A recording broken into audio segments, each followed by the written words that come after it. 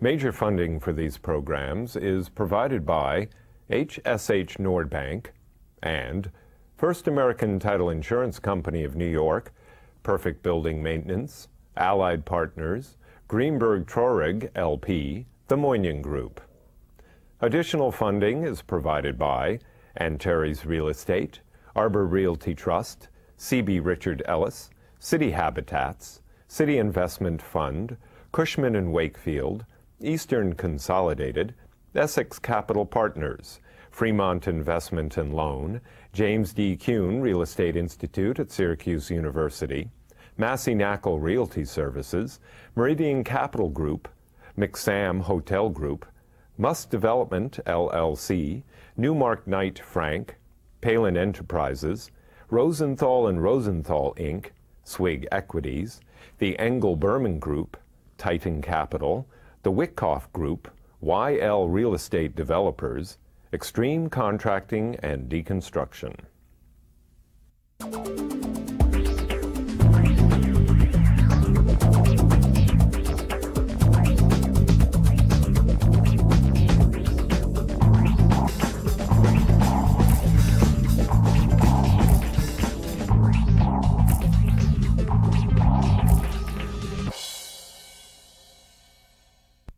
Hello, my name is Michael Stoller, host of the Stoller Report, Real Estate Trends in the Tri-State Region.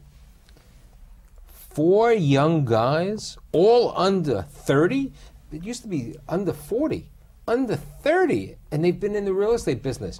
One is 29, he's been in the business 11 years. One is 28, he's been in the business 7 years. I mean, these guys, who are they? But these are the guys who are buying up everything or selling everything in the city of New York. And today, I'm very fortunate to have the next generation of real estate executives, because they're the executives today, even though their bosses might not think so.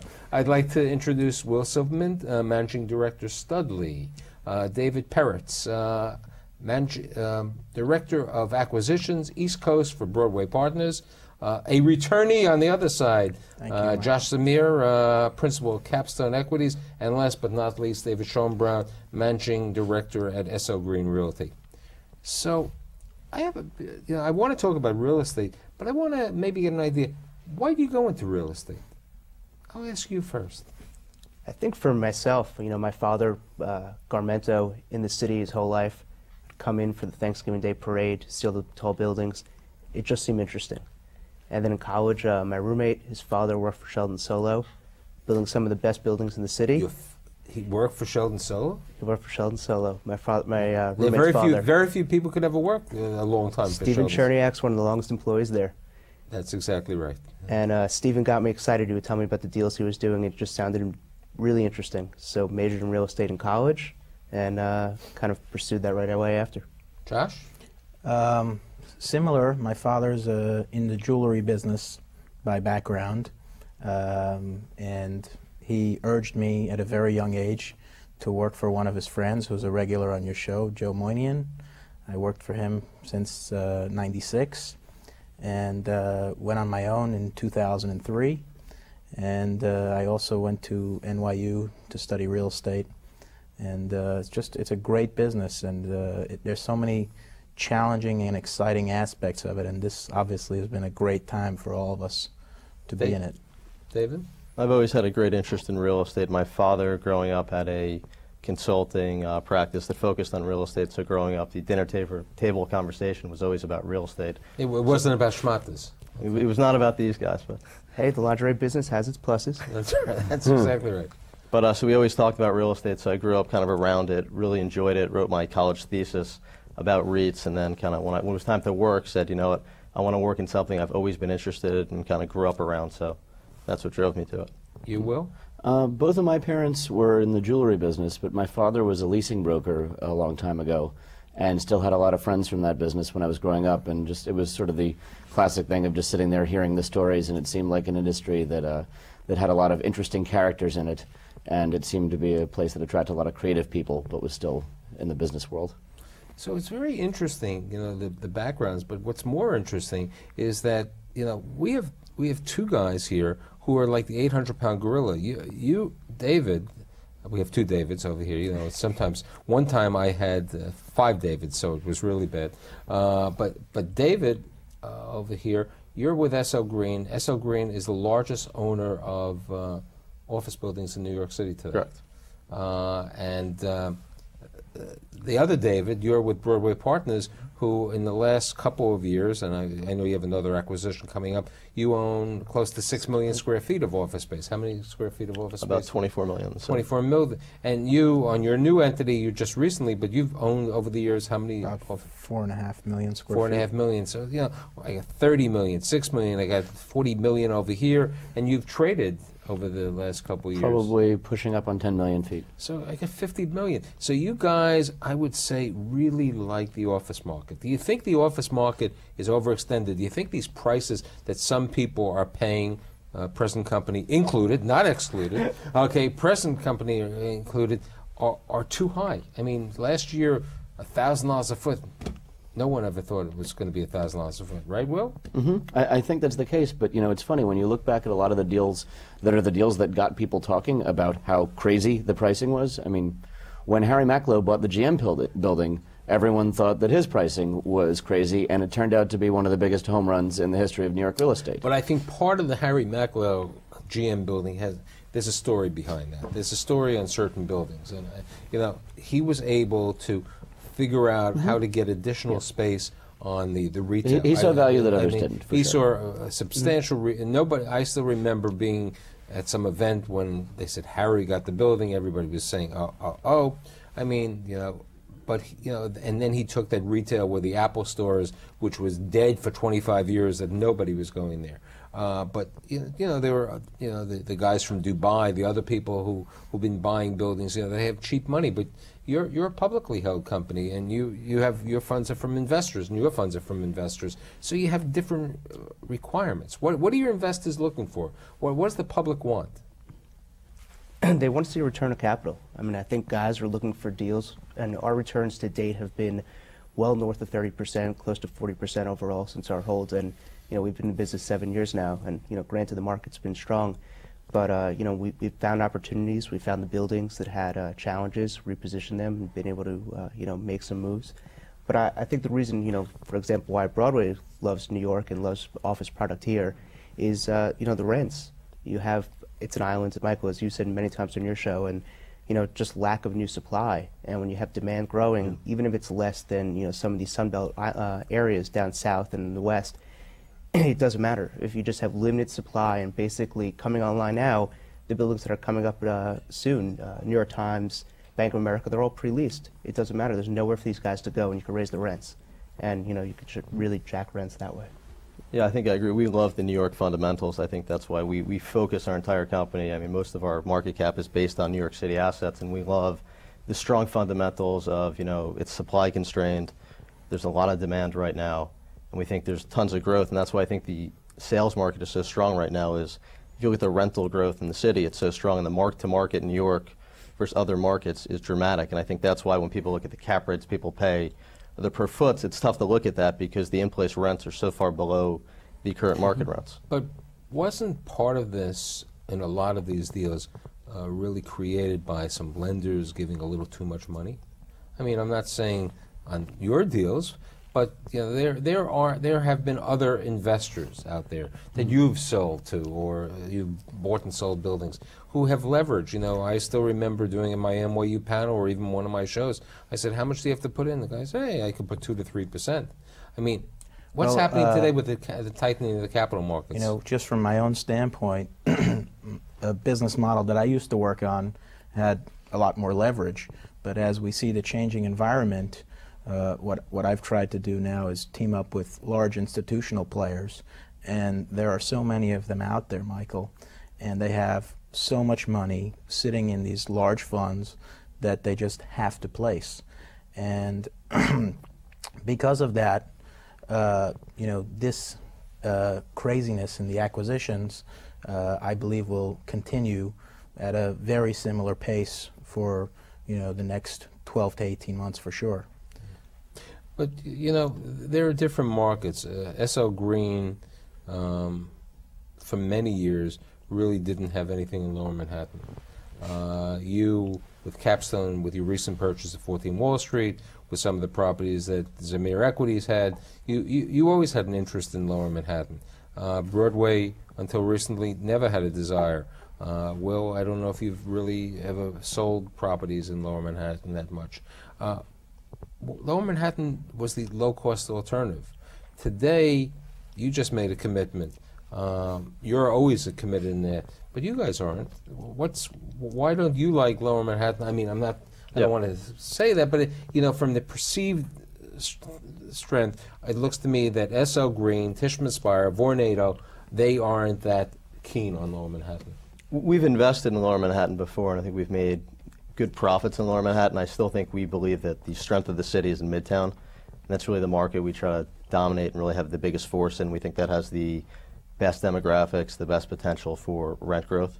So I think that's where we focused. I think there's a lot of potential for downtown, and we've looked at opportunities down there, but our core focus has been Midtown, and we love the Midtown market. And why do you love Lower Manhattan? Well, to buy a building in Midtown, you have to get your stomach in a place where it's comfortable to underwrite $100 rents plus for some of these deals.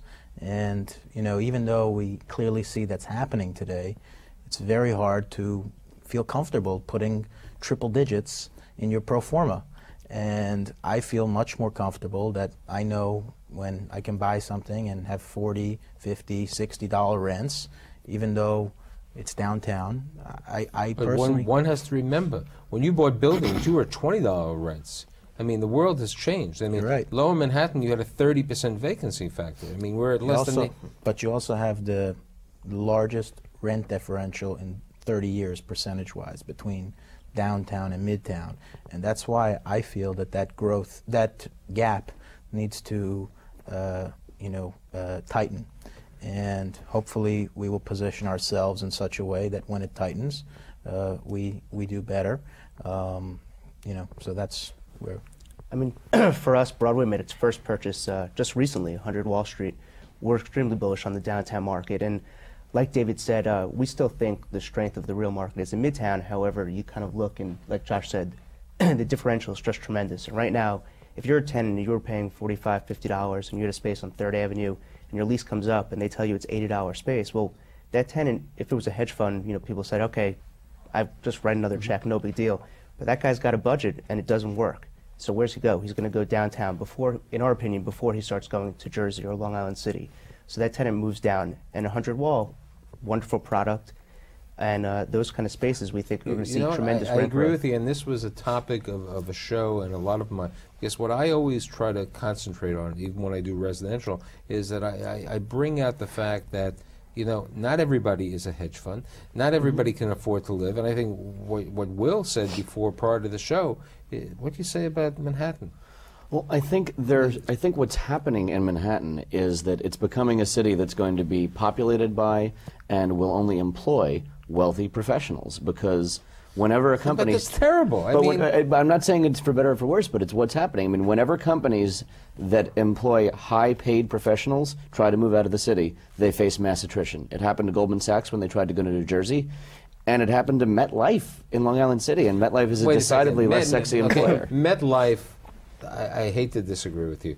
The chairman of MetLife decided that he didn't want to be in Long Island City. The employees were there, okay? That staff over there. I mean, so he decided to come back. But what do I think? I mean, nobody really wanted Long Island City because, first of all, they were in the wrong side of Long Island City. They were right across the street from the bus that goes to Rikers Island. So when you went out there, it wasn't the most conducive location. But I think that the reason people locate their offices in New York is because they want to attract the talent pool that's available here. You go anywhere in the world, and the top university graduates all want to come here. And those are people who want to live and work in Manhattan. And if you want to attract them, you've got to be in Manhattan. And I think what Josh said really speaks to what's happening in the market. The Midtown rents are pushing into the hundreds, pushing into the 3 digits. And the only alternative left for people who want to stay in Manhattan, because you have to attract the talent, is to keep your executives in Manhattan, maybe move them to less expensive space, and perhaps bifurcate and put some of your back office space in another market. Have you ever heard of that borough called Brooklyn? You know, Where's that? You know, there people, especially your type of, you're echo boomers. So yuppies, the category is, I have echo boomers here, and echo boomers like being in Williamsburg and Greenpoint, and they really like it in that neighborhood. I'm not saying there's office, but there is about 4 million square feet of office space in downtown Brooklyn. There is something called Dumbo. There is Montague Street. There is a Court Street. There, one day there's going to be the Nets congesting in downtown Brooklyn. What's wrong with downtown Brooklyn? I don't think there's anything wrong with it, but I think it's, if we were to go to a meeting in downtown Brooklyn, do you know where we're having lunch afterwards? I mean, there's just... It's like going to Jersey City. You'll find it on Applebee's, Exactly. And I think that's why a lot of people have resisted moving into some of those markets and why they'll continue to. Broadway had 30 to 40% returns. You could have it in downtown Brooklyn. Have you ever looked in Brooklyn? We've looked. We've looked Wait a couple second. times. I heard this. We looked. It didn't sound like we looked. I mean, the institutional capital really wants to be kind of in the major markets. And at the end of the day, if you look at it and you say, okay, downtown Brooklyn, Jersey City, all that, that's great. But with what's going to happen with the Hudson Yards and with the World Trade Center and all the development coming online, you're going to open a floodgate of new construction that's going to come online. And I think that's going to enable kind of keep rents in check and allow people to stay in Manhattan. Well, I think some of that construction, probably the rents they're going to need are still very high, so you're still going to have back office moving some of it to the suburbs, maybe some of it to Brooklyn. We think Brooklyn's a strong market. I think we've also got a platform in Westchester and Stamford. I think we see a lot of companies starting to move back office operations out of the city. Until your recent acquisition, SL Green was never in Westchester and Stamford. And as we said prior to the show, rents in Westchester haven't increased since the time that you were even before you were born. 20 to 30 years, rents were $30 a foot in White Plains. They're still $30. And until recently, there hasn't been a new office building built in Westchester in 20 years. So it's another thing when you compare New York City to the boroughs. Even if a deal makes a little bit more sense in the boroughs, the appreciation in New York City historically is untouchable. And if you're going to put down a tremendous amount of money, you're not going to get fired for investing in Manhattan or something. You may pay too much. You're not going to pay too much. You'll just pay too soon. The prior show, I asked these pension advisors their opinion of the city of Newark. Newark is the largest city in the state of New Jersey. It's 14 minutes on the from Penn Station on the train. They have a brand new stadium. They have a new performing arts center. You guys are young. You guys are the Turks. You're interested. What about Newark? We don't really see it. If you think about where the decision makers coming from, they're coming from Westchester, they're coming from Long Island. You have some coming from Jersey, but how do you get a guy that's coming from Long Island all the way over to Jersey? It's tough. So for us, we personally think we'd rather, if you're going to do that, at least Lower Manhattan is a better floodgate for that.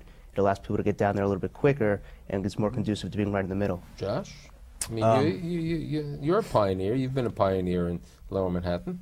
What about Newark? It's there's risks over there that today I'm not comfortable taking, but maybe in the future. David? We've looked at markets outside of the city. We've invested in New Jersey before. We've invested in the boroughs. We've invested in Illinois. We've invested in other places. We'd look at Newark for the right opportunity. I don't think for us we'd ever do a large-scale kind of platform in Newark, but for the right building, we'd look. Well, what I'm hearing from them is generally what I'm hearing. Do you have a passport to go to Newark? No, but what I'm hearing from all of them is generally what I'm hearing from the marketplace, which is Manhattan is still where people are focused and where they want to be. Okay, I hear. Unfortunately, I'm listening and I hear mostly Midtown centric, and then I heard a little bit of Lower Manhattan. Now let's talk about, like we were talking prior to the show. There is something called north of 96th Street. There is a new building going to be built by Vornado on 125th Street and Park Avenue. Is this something? But there have been other office buildings in Harlem. There are basically three contemporary office buildings in Harlem. Have you guys ever looked at it? What's your? We've never focused there. I think we've really always focused on the Midtown market and have had success kind of recycling our capital in the Midtown market. I think it's interesting out there. It's not somewhere we focused. I think, right now the Midtown market we still think has a lot of strength. Well, for us, we've looked up there actually at a couple of deals, but at the end of the day, there's not that much that's traded. There's not that much product that's available up there. So if you kind of look at where you want to spend your time and, if you underwrite that market, that's a whole new kind of world you have to start underwriting. Whereas if you stoke is in Midtown, by the back of your hand, you could do it 1, 2, 3. Josh? I think he said it very well. You have limited amount of time. You have to focus it accordingly, and as David said, there's not that much going on. Listening to you guys before and after and doing my research, basically all you're in is office buildings, correct? Just office. And you really, if it's retail, it's very small retail part of the office building. You're in office with certain retail components because of a joint venture relationship with Jeff Sutton and so on. You? I've done a fair amount of residential in the past few years. I think residential's in New York City, I'm very bullish on it, especially rental. Although, there are signs in the condo market that are not as bad as a lot of people maybe thought they were. But, again, the partners that I've teamed up with right now have a much larger appetite for office. I know office fairly well, and residential requires a very large infrastructure, and million square foot residential buildings don't trade as often as million square foot office buildings. Yeah, but SO Green had you were going to do some residential at the clock tower, weren't you? Correct. I think we looked at doing residential at the time. We saw the market change, and we saw what happened with the toy building, and kind of said, you know what, the highest and best use for us now might be to sell this and focus elsewhere. Just the amount of effort it would have taken to develop it and the profits we would have had, plus being a REIT, the taxable kind of effect of having to pay tax on all the condo sales, kind of for us, it was, let's not spend the more time, let's sell it, take our profits, and spend the time elsewhere. I think construction prices have, certainly gone up a lot. Condo sales, I don't want to say necessarily in the city went down, but maybe they're flat. But actually the first quarter of '07 was very strong. But a lot of the margins, as David said, are being eaten away. So. There's also a lot of risk and a lot of time, so you have to. Getting back to retail, New York City is under retail. I mean, we don't have enough. I mean, you can see it in Herald Square. The amount that very few people realize that the highest grossing mall per square foot is in Queens, in the country. The highest grossing is the Queens Center Mall. Related is building 2 shopping centers in the Bronx. Bloomingfield's building East River Plaza in Manhattan, the first Manhattan's big box. I mean, you guys have money, you have investors, you see deals. What's your opinion of retail, just in general? I mean, you may not be investing in it, but are you bullish on retail? Do you think that it's something for the, as one would say, the local B investor, the B merchant, or is it? I don't see too many REITs in the retail in New York City. I think if you look at a lot of major cities across the world, and especially on the high-end spectrum, New York is definitely, you can go to 5 different Gucci's if you're in London, but in New York there's only one on Fifth Avenue. Now you can make the argument it's moving to the financial district and parts of Upper Madison, but relative to major cities across the world, we're definitely under-retailed. And a lot of so since you're saying we're under retail, then maybe a good opportunity to meet his 40% returns to let your stockholders I think that's be happy. We've done very well investing in retail in the city because there's a limited amount of retail space. They're not going to build more retail on Fifth Avenue. The ground floor is all you have. Maybe you can go to the second and third, but it's the most limited supply. You can say office is supply constrained. Retail is even more supply constrained. You can build up with office. You're not building a retail tower. So we think it's great. We think as good as the dynamics are for office rent, retail is probably even better. So when it's tough to get in, just say you're a retail investor unless you're buying retail condos, because Manhattan, it's mostly the retail over office. Retail condos, haven't you? Yeah, we've worked on deals like that. I mean, what I like to say about retail is the beauty of Manhattan is that it can get taller, but it can never get wider. And as it gets taller, there's more workers and more residents to shop in the exact same amount of grade level retail space. And I think that the cap rates that retail trades at, which can push well below 4, reflect the fact that I think people are bullish on New York City retail, because even when people have paid full prices, they're still doing very well, either by moving rents or moving tenants or repositioning the retail. Right, but let's talk about something that you've been retained to sell the site at 51 Astor Place, which is not a Midtown. It's a boutique. It's a different type of neighborhood. Who do you think is the office tenant's going to be at 51 Astor Place? I think the tenant is, I mean, what we describe the site as, it's a site of convergence, because it's a site where you have a very, very wealthy neighborhood in terms of Greenwich Village and Union Square and Soho are all very proximate to it. And it's where the wealthiest and trendiest people in New York live. And I think and it's only 4 blocks from the Bowery. Right, and it's only 4 blocks from the Bowery, which now has $400 a night hotels there. But I think, I mean, to me, the ideal tenant when we were first looking at this was somebody like a Google, somebody who was known for being incredibly hip and incredibly smart and very high-end. And I think that's the type of tenant that's going to want to be at a location that's in the heart of the village. And I think that there's a lot of people who live in that neighborhood who would love to be able to walk to work. I mean, I think when the Macklows put up 610 Broadway, that was the same idea, was there's this incredibly wealthy demographic. The Plaza District works because all these wealthy people who live on Park Avenue want to be able to walk to their offices. Why shouldn't we have the same thing in this neighborhood? And I know David and I would love it since we live a couple of blocks from 51 Astor. Now, what about, everybody talks about Greenwich and Stamford. But on a prior show, people were saying to me, Stamford has been hurt a little bit. I mean, you're in Connecticut. What's your opinion of Stamford? We've seen a lot of good rental growth in Stamford. I think with RFR's acquisition, I think it only helps the market. We bought it when we acquired Rexon, but we've seen a lot of leasing velocity. The rents are higher actually than we pro forma'd, and the absorption's actually been better. So we're very bullish on the market, and we actually just acquired another building in it. So we actually view it as a very strong market. We had an interest in a building up in Stamford, and for us, we found that when the market in Manhattan is strong like it is now, Stamford takes off. But when you see a kind of downturn in the Manhattan market, Stamford sits, and you could sit for a long, long time with a lot of space, and you can't really attract the tenants, because at the end of the day, people move to Stamford, in our opinion, not because they're ultimately are dying to be in Stamford, but they'd rather be in Manhattan. Rent's gotten too high, so they move out there. Right, but I'd say many of the people in Stamford really live and work there.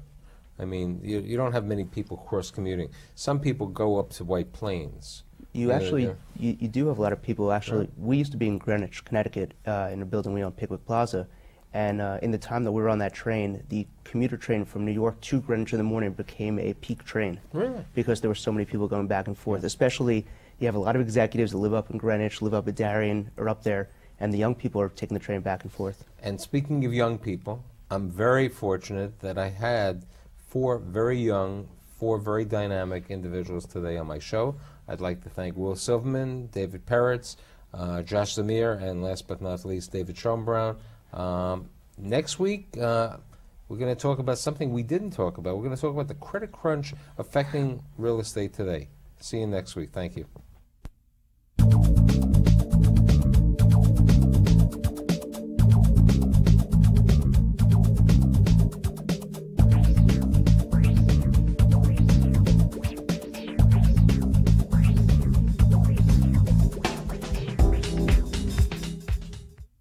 Major funding for these programs is provided by HSH Nordbank and First American Title Insurance Company of New York, Perfect Building Maintenance, Allied Partners, Greenberg Traurig LP, the Moynihan Group.